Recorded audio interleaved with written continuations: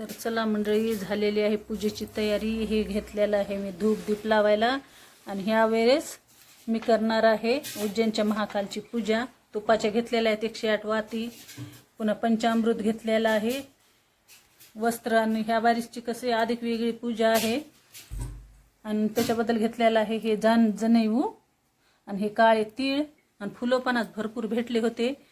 108 bell पण कालच निवडून ठेवलेलं आहे, गंगाजल टाकून पाणी घेतलेलं आहे। असं सर्व पूजाचं साहित्य माझं झालेलं आहे तयार। आता बसणार आहे पूजेला।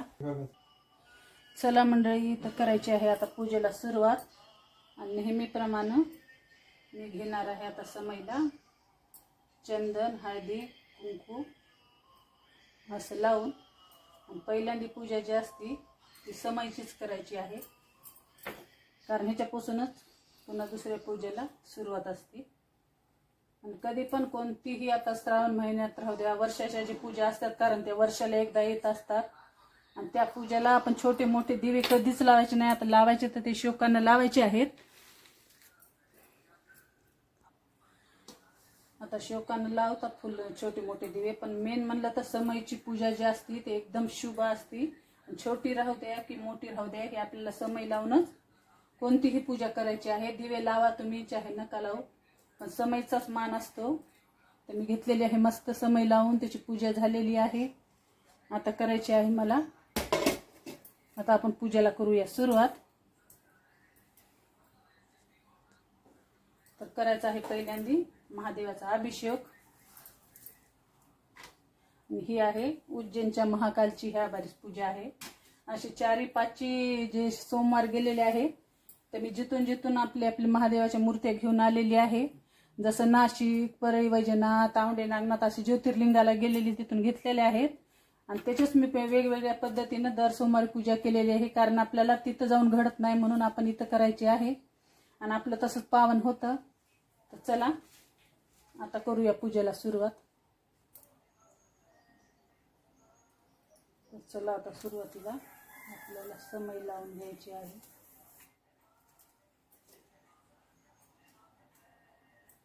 मी घेतलेली आहे आता समई लावून आणि आता आपल्याला करायचं आहे अभिषेकला सुरुवात। तर चला मंडळी,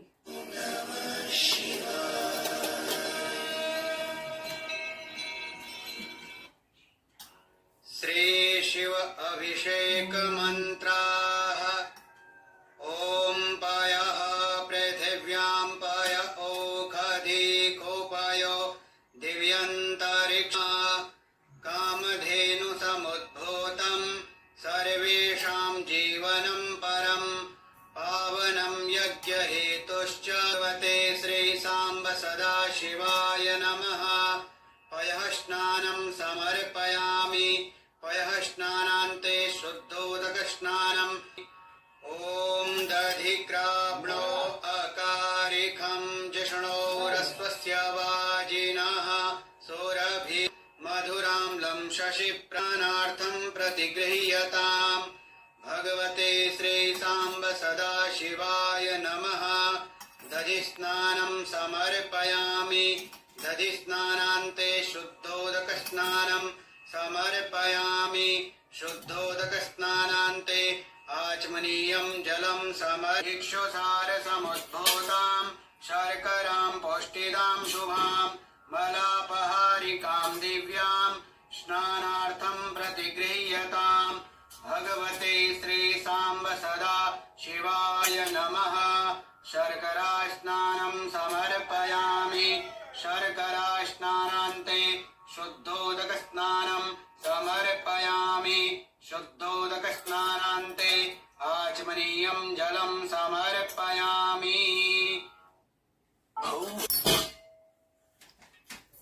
तर आपला अभिषेक असा झालेला आहे। आता आपल्याला चांगलं पुसून घ्यायचं आहे मूर्तीला।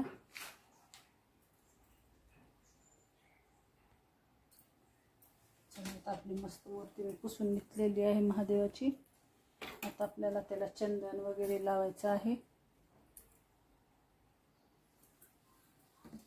आता सुरुवातीला मी लावून घेणार आहे चंदन पूर्ण।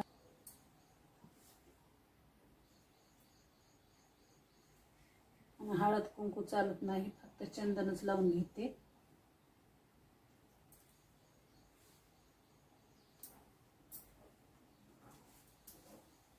मस्त ठुलेली आहे आता पूजा. चला आता मी करणार आहे बेल व्हायला सुरुवात. ओम नमः शिवाय, ओम नमः शिवाय, ओम नमः शिवाय, ओम नमः शिवाय, ओम नमः शिवाय, ओम नमः शिवाय, ओम नमः शिवाय, ओम नमः शिवाय, ओम नमः शिवाय. तर चला मंडळी, आता झालेला आहे बेल वाहून. आता करायची आहे आपल्याला फुलं टाकून सर्व छानशी पूजा. आणि फुलाशिवाय पूजा तर बिलकुल चांगली दिसत नाही.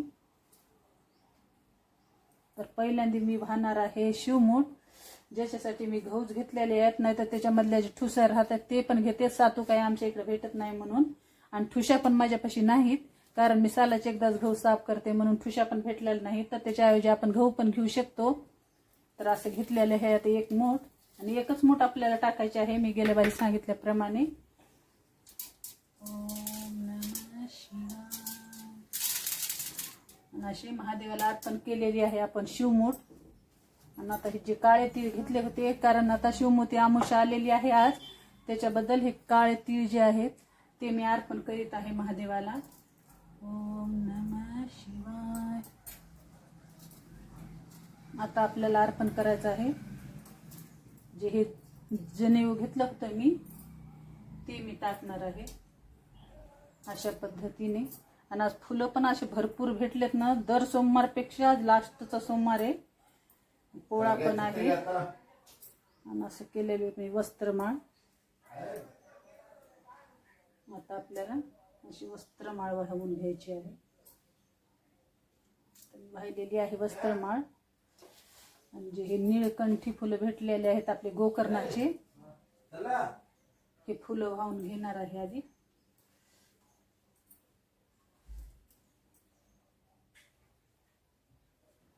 हे फुलं खूप छान वाटतात, निळकंठ फुलं भरपूर असे निघलेले आहेत आज. आणि आता हे जे पांढरे फुलं आहेत हे अर्पण करणार आहे मी. धूप दीप जे आपण देवाला दाखवतो त्यानंच पूजा अशी घवघव वाटते घरामधली पण.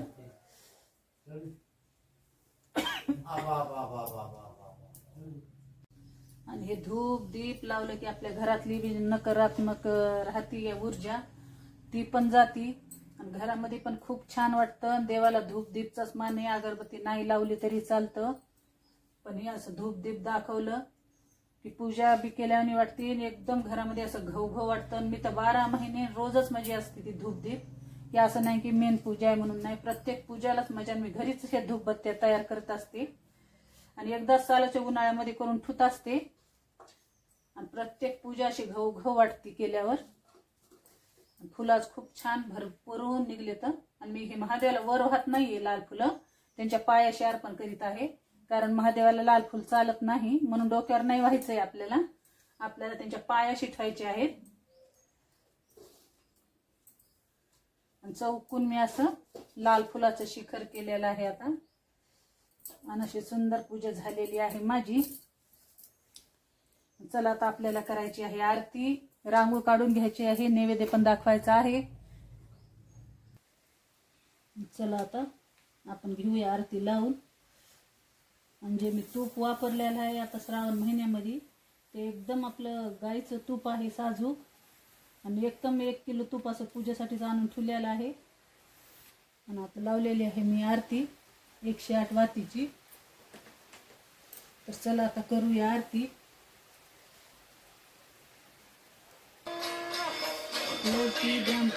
ब्रह्मांडी माळा श्रीकंठ काळा त्रिनेत्री जाळ लावण्य सुंदर मस्तकी बाळा पेटुनिया जय जय दरवाजे झुळझुळा जय देव जय देव जय देव जय श्री शंकरा हो स्वामी शंकरा आरती वाहू तुझ गौरा जय देव कर्पूर भोळा भोळा नेमी विशाळा घालील लोटांगण वंदीन चरण डोळ्यान पाहिन रूप तुझे तेने आलिंगीन आनंद पूजिन भावैव वाळीन म्हणीन मा त्वमेव माता पिता त्वमेव बंधू सखा त्वमेव विद्याधरणं त्वमेव सर्वं मम देव देव कायेन वाचा नारायणाय समर्पयामि आशितं केशवं राम नारायणं कृष्णं जानकी नायकं हरे राम राम राम हरे हरे हरे कृष्ण कृष्ण कृष्ण हरे हरे. चला मंडळी, झालेली पूजा आता नैवेद्यामध्ये दाखवलेला आहे. मी हे शेप ठेवलेला आहे. झालेली आहे माझी सगळी पूजा वगैरे. तर कशी वाटली पूजा काय नाही कमेंट मध्ये नक्की सांगा. आवडले तर लाईक शेअर आणि सबस्क्राईब द माय चॅनल.